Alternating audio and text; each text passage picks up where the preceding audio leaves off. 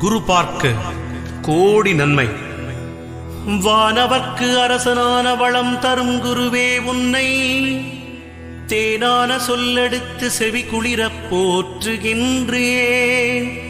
காணாத இன்பம் யாவும் காண நீ வழிவகுப்பாய். மீனமும் தனுசு முந்தன் மேலான வீடதாகும். பொன்னிறமுல்லையொடு புஷ்பராகத்தை ஏற்றாய். வண்ணத்தில் மஞ்சள் கொண்டாய்.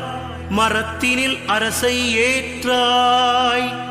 எண்ணத்தில் நிற்கும் தேவா எளிதினில் வெற்றிதாராய். மண்ணினில் 16 ஆண்டை மறவாமல் நீயும் ஏற்றாய்.